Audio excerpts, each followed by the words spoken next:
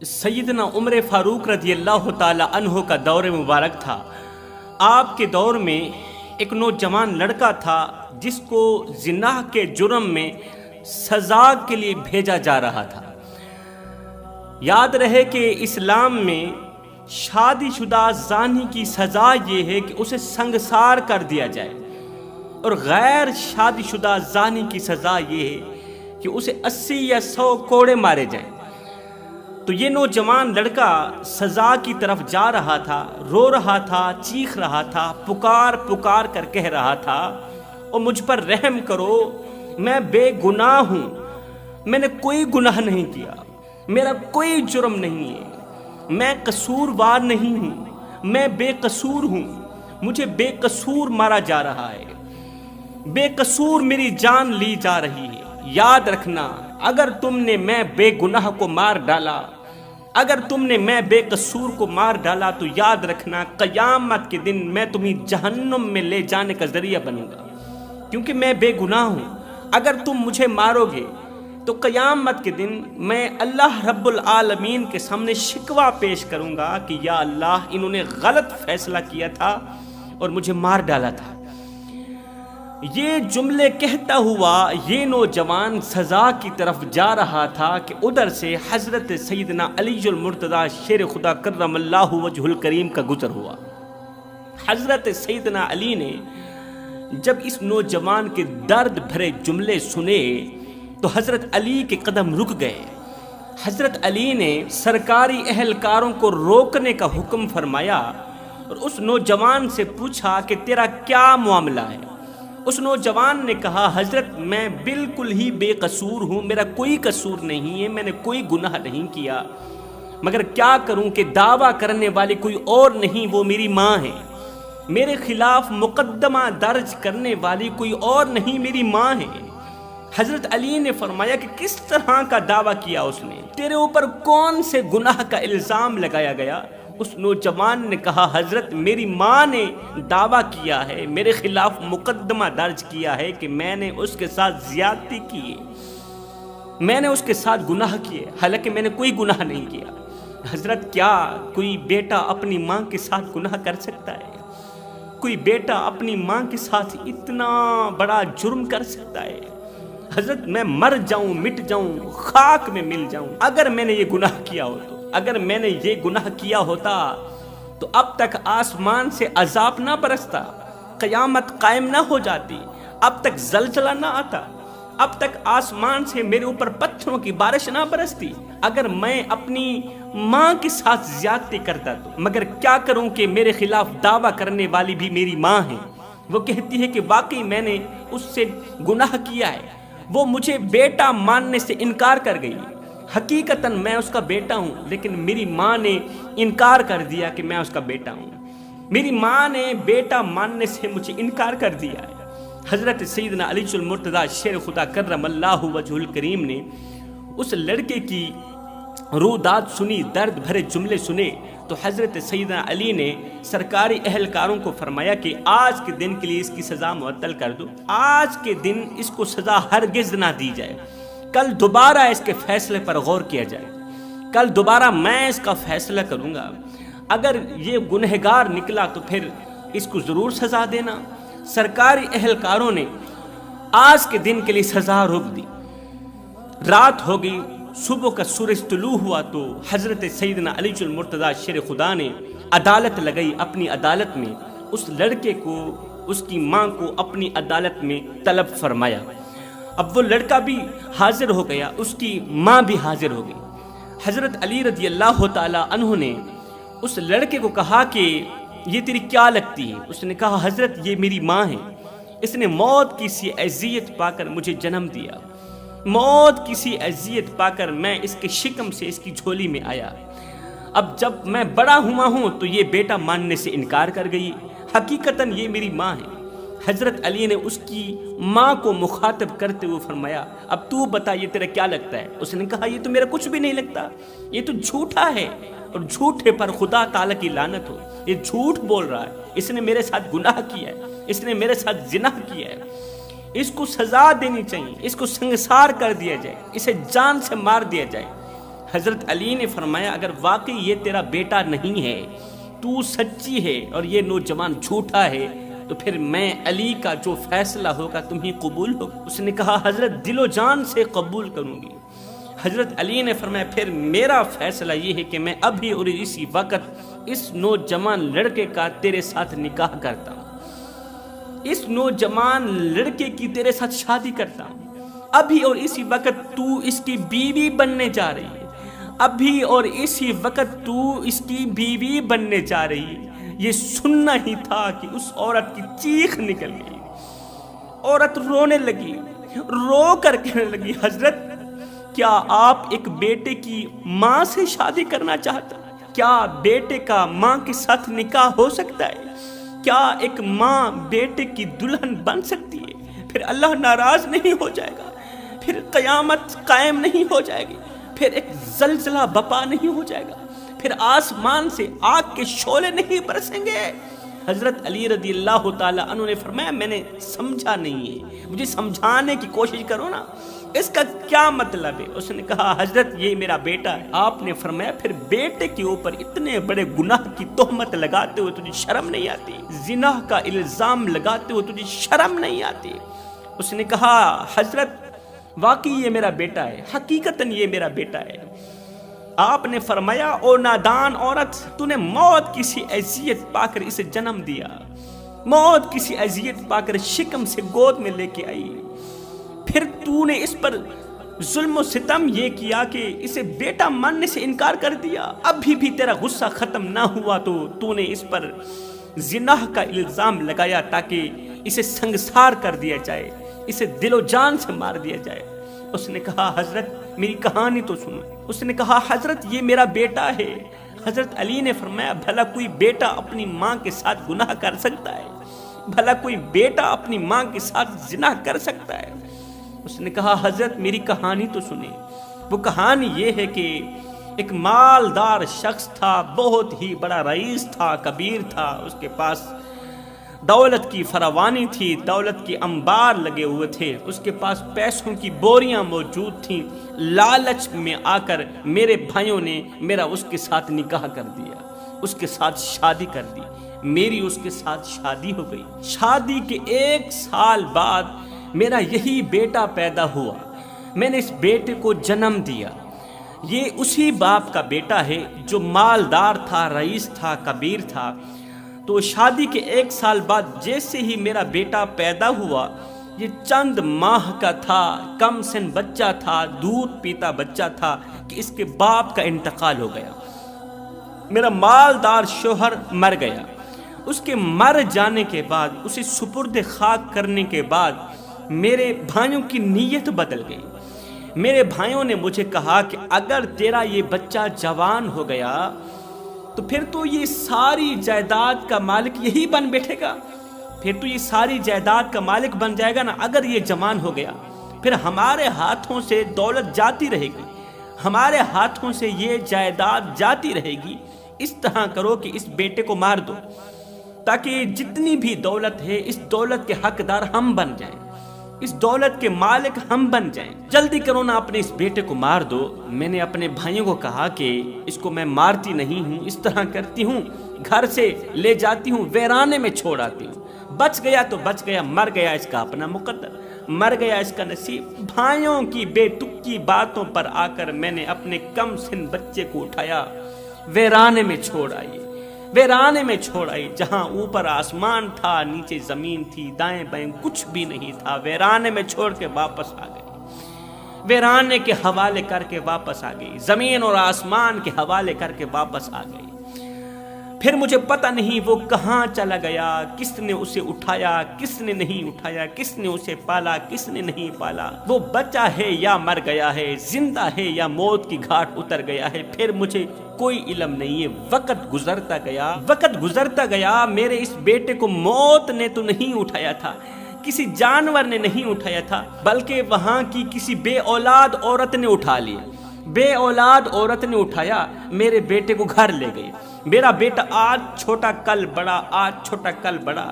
جب اس نے جوانی کی دہلیز پر قدم رکھا تو اس کے دل میں ماں کی محبت نے انگڑائی لی، اسے ماں یاد آنے لگی۔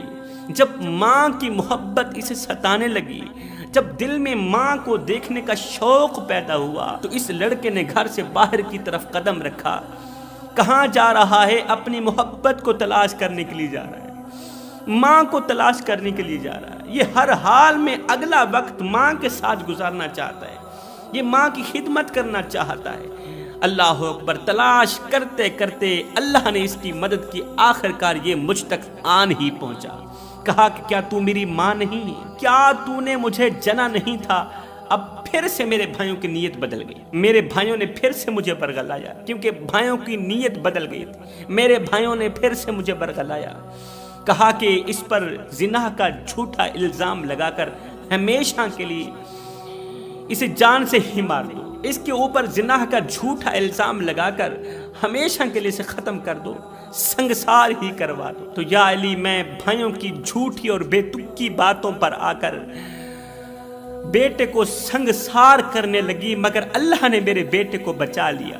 حقیقت تو یہ ہے کہ یہ میرا بیٹا ہے اور بالکل بھی گناہ سے پاک ہے، اس نے میرے ساتھ کوئی گناہ نہیں کیا۔ میں بھائیوں کی بے تکی باتوں پر آ گئی تھی، میری آنکھوں پر غفلت کا پردہ پڑ گیا تھا۔ حضرت خدا کے لیے مجھے معاف کر دو، حضرت خدا کے لیے مجھے معاف کر دو۔ ہائے، جب حضرت سیدنا عمر فاروق رضی اللہ تعالی عنہ کو پتہ چلا تو حضرت عمر فاروق رضی اللہ تعالی عنہ اتنے روئے کہ اس سے پہلے اتنا کبھی نہیں روئے تھے۔ رو کر آپ فرمانے لگے، آج اگر علی نہ ہوتے تو عمر ہلاک ہو گیا ہوتا، آج اگر علی نہ ہوتے، آج اگر اس نوجوان کو بے گناہ قتل کر دیا جاتا، سنگسار کر دیا جاتا، تو آج عمر ہلاک ہو گیا ہوتا۔ پھر مر جانے کے بعد عمر اللہ کو کیا منہ دکھاتا، کون سا منہ لے کر جاتا اللہ کے سامنے؟ اللہ اکبر۔ حضرت سیدنا علی المرتضی شیر خدا کرم اللہ وجہ الکریم نے فرمایا، او نادان عورت، تجھے پتہ نہیں ہے اولاد اللہ تعالیٰ کی سب سے بڑی نعمت ہے۔ تو پیسوں کے پیچھے آ کر، پیسوں کے پیچھے، دولت کے پیچھے آ کر اپنے سچے رشتے کو ٹھکرا دیا۔ تو نے تو اللہ کے غضب کو دعوت دی ہے، اللہ نے تیرے اوپر کرم کیا ہے، تجھے اپنے غضب سے بچا لیا، اپنے عذاب سے بچا لیا۔ اللہ نے تجھے صاحب اولاد کیا، تو نے اللہ تعالیٰ کی اس نعمت کی ناشکری کی، بے قدری کی، وہ بھی بھائیوں کی باتوں میں آ کر۔ اے عورت، اپنے بیٹے کو اٹھا، جا لے جا، اس کی اچھی تربیت کر، اسے دین سکھا، اسے قرآن سکھا، اس کے دل میں اپنی محبت ڈال۔ آئندہ کے لیے تیرا بیٹا تیری خدمت کرے گا، ہمیشہ کے لیے تیری خدمت کرے گا۔ حضرت علی نے فرمایا، اولاد بہت بڑی نعمت ہے، بہت بڑی نعمت ہے، ان سے جا کے پوچھو جن کے پاس دولت بھی ہے، پیسہ بھی ہے، پیسے کی فراوانی ہے، دولت کی فراوانی، رزق کی بارش برستی ہے، گھر میں پیسوں کی بوریاں پڑی ہیں، سب کچھ ہے، مگر اولاد نہیں ہے۔ اور اولاد کی کمی نے انہیں ہر وقت پریشان کر رکھا ہے۔ اولاد کے نہ ہونے کی وجہ سے وہ لوگ ہر وقت پریشان رہتے ہیں، ہر وقت ان کا دل بے چین رہتا ہے، دل بے قرار رہتا ہے، دل بے اطمینانی کا سبب بنا رہتا ہے کہ اللہ تعالیٰ نے انہیں سب کچھ دیا ہے مگر اولاد نہیں دی۔ اگر اللہ نے تمہیں اولاد دی ہے تو خدا را اپنی اولاد کی اچھی تربیت کریں، تاکہ آنے والے وقتوں میں اولاد تمہارا سہارا بنے، اولاد کو دین سکھائیں۔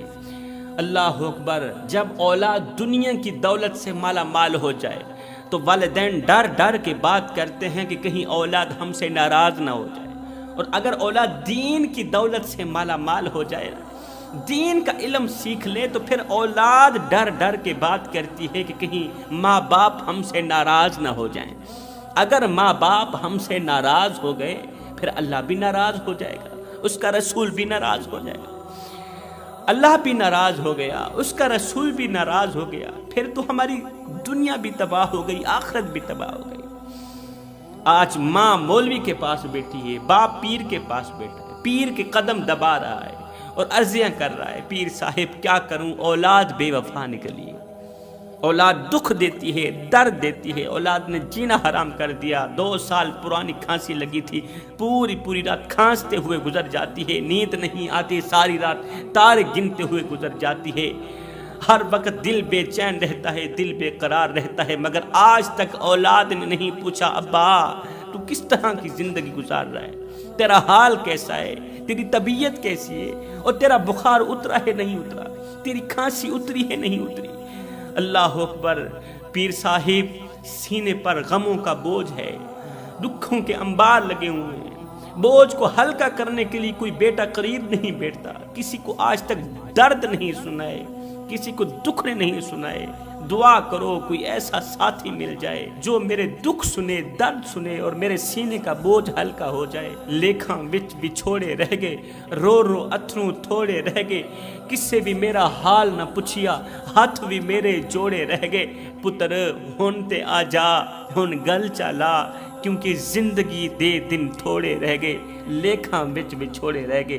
سیدنا علی المرتضیٰ شیر خدا کرم اللہ وجہہ الکریم نے فرمایا، اولاد کی اچھی تربیت، اولاد کا اچھا کردار، اچھا اخلاق قیامت کے دن ماں باپ کی بخشش کا ذریعہ بنتا ہے۔ اگر اولاد کو حافظ قرآن بناتے ہو پھر تو پکا جنت کا ٹکٹ ہو گیا نا، اللہ اکبر۔ اگر اولاد کو دیندار بناتے ہو قیامت کے دن یہی اولاد تمہاری بخشش کا ذریعہ بنے گی۔ جوانو، آج ہماری جوانیاں کس رخ پہ چل پڑی، کہاں گیا ہمارا وہ جذبہ، کہاں گئی ہماری وہ محبت، کہاں گیا ہمارا وہ عشق جو کہ ہم آقا نامدار کے ساتھ کیا کرتے تھے۔ آؤ میں تمہیں ایک درد بھری کہانی سناتا ہوں۔ دلہی کی سرزمین پر ایک نوجوان کی بارات جا رہی تھی۔ ایک بازار سے گزرتے ہوئی ایک نوجوان کی بارات جا رہی تھی تو آگے سے گولیوں کے چلنے کی آواز آئی۔ نوجوان دولہے کی ماں نے پوچھا کہ یہ آواز کس کی آ رہی ہے؟ تو کسی نے کہا جی یہ آواز گولیوں کی آ رہی ہے۔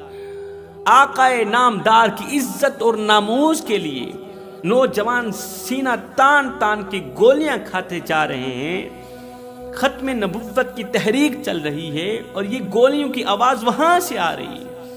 اس عورت نے کہا اچھا، ادھر سے نوجوان آقا کی عزت اور ناموس کے لیے گولیاں کھا رہے ہیں، ادھر سے میرا نوجوان دولہا بن کر گھوڑی پر بیٹھا ہے، یہ کیسے ہو سکتا ہے؟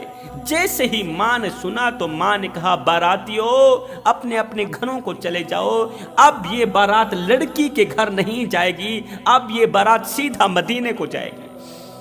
ماں نے ہاتھ بڑھایا، دولہے کو گھوڑی سے نیچے اتارتے ہوئے کہا اے میرے بیٹے، وہ دن آ گیا ہے جس دن کے لیے میں نے تجھے جنا تھا، یہ وہی دن ہے جس دن کے لیے میں نے تجھے دودھ پلایا تھا، جا میرے بیٹے، آقا کی عزت اور ناموس کے لیے قربان ہو جا اور اپنی ماں کا دودھ بخشوا۔ بیٹے اب میں تیری شادی اس دنیا میں نہیں، اب تیری شادی اس دنیا میں کروں گی اور تیری بارات میں آقا نامدار کو دعوت بھی دوں گی۔ بیٹے جا آقا کی عزت پر قربان ہو جا، بیٹے جا آقا کی عزت پر قربان ہو جا تاکہ میں فخر کر سکوں میں عام کی ماں نہیں، میں شہید کی ماں ہوں۔ ہائے بیٹا بھی تو فرما بردار تھا نا۔ بیٹے نے جیسے ہی ماں کے جملے سنے بیٹے نے اپنا رخ بدلا، انہی لوگوں کی طرف اپنا رخ کیا جہاں سے گولیوں کی آوازیں آ رہی تھی، جہاں سے گولیوں کے چلنے کی آوازیں آ رہی تھی اور نوجوان سینہ تان کے گولیاں کھاتے جا رہے تھے۔ کسی نے پوچھا دلہے نوجوان یہ کیا کر رہے ہو؟ کہا چپ کر، آج تک پڑھتا رہا ہوں، اب عمل کرنے کا وقت آ گیا ہے۔ اللہ اکبر، میدان میں اترا، کسی نے ٹانگ پر گولی ماری، ران پر گولی لگی، زمین پر گرا، ایک گرجدار آواز میں کہا او ظالم، عشق مصطفیٰ سینے میں ہے اور تو گولی ٹانگ پر مارتا ہے۔ بھئی جہاں عشق مصطفیٰ ہے وہاں گولی کیوں نہیں مارتا؟ ٹانگ پر کیوں ماری ہے؟ سینے پر مار، جہاں عشق مصطفیٰ کی شمع چلی ہے سینے پر گولی مار تاکہ میرا تن بھی روشن ہو جائے، میرا من بھی روشن ہو جائے۔ بڑی مشکل سے ایک بار پھر سے زمین سے اٹھا، سینے پر گولیاں کھاتا رہا یہاں تک کہ سینہ زخموں سے چور چور ہو گیا، زمین پر گرا، وہیں شہید ہو گیا۔ اب اس شہید دلہے نوجوان کو جب ماں کے سامنے لایا گیا نا تو بجائے رونے کے، بجائے ماتم کرنے کے، ماں نے غور کیا، جتنی بھی گولیاں تھیں ساری کی ساری سینے پر لگی ہوئی تھی، کندھے پر ایک گولی بھی نہیں تھی۔ ماں نے کہا بیٹے شکر ہے کہ تو نے سینے پر گولیاں کھائی ہیں، اگر تو کندھے پر ایک گولی بھی کھا لیتا قیامت تک تجھے تیرا دودھ معاف نہ کرتی، تجھے دودھ نہ بخش۔ پھر ماں نے کیا کیا، گرد نواح رونے والی عورتوں سے مخاطب ہو کر کہا او عورتوں تم کیوں رو رہی ہو؟ او مجھے مبارکباد دو، اس لیے کہ میں عام کی ماں نہیں، میں تو مصطفیٰ کے غلام کی ماں ہوں، اس لیے کہ میں عام کی ماں نہیں، میں شہید کی ماں ہوں، میرا بیٹا شہید ہوا ہے، تم مجھے مبارکباد دو، رو کیوں رہی ہو؟ میرے بیٹے نے سینے پر گولیاں کھا کر امت کے نوجوانوں کو سبق دیا کہ جب بات نبی کی عزت کی آ جائے، جب بات نبی کی ناموس کی آ جائے، پھر اپنی جان تو کیا اپنا تن بھی قربان کر دینا، من بھی قربان کر دینا، اپنا سب کچھ قربان کر دینا۔ وہ تھیں اسلام کی مقدس شہزادیاں جن کی گود میں اسلام پلتا تھا۔ انہوں نے اولاد کی تربیت کس طرح کی، اولاد کے دل کے اندر آقا کا پیار کس طرح ڈالا، آقا کریم کی محبت کس طرح ڈالی۔ اس لیے میں کہتا ہوں اولاد کو دین کا علم دیں، دین سکھائیں، نبی کی سیرت پڑھ کر سنائیں، نبی کا کردار پڑھ کر سنائیں، نبی کا اخلاق پڑھ کر سنائیں۔ قسم خدا کی تمہاری اولاد کی دنیا بھی سنور جائے گی، آخرت بھی سنور جائے گی۔